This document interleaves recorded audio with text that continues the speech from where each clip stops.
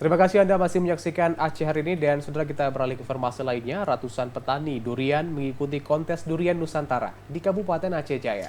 Dalam kontes tersebut penilaian bukan hanya saja dilihat dari bentuknya namun juga dari rasa.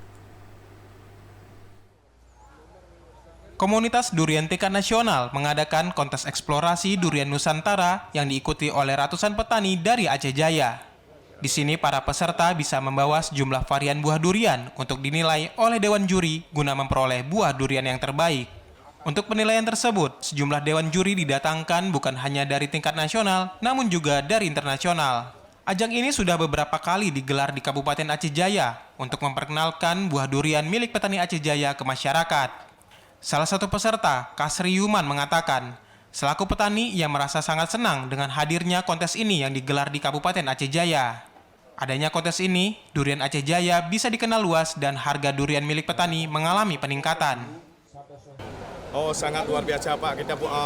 Alhamdulillah kita banyak bawa durian, ada 10 pendaftaran untuk dari kita.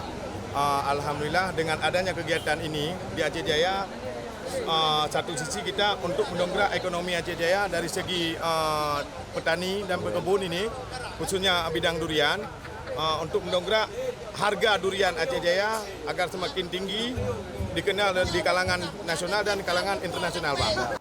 Sementara itu, sejumlah Dewan Juri menjelaskan buah durian lokal milik petani Aceh Jaya sangat luar biasa. Bahkan memiliki varian unik yang tidak ada di tempat lain yang pernah dicoba, mulai dari rasa hingga bentuknya. Dewan Juri merasa kesulitan dalam menilai karena semua buah durian memiliki rasa tersendiri. Sejauh ini durian Aceh Jaya yang saya datengin masih yang terbaik karena di Aceh Jaya sangat banyak varietas unik yang berbeda yang semuanya enak.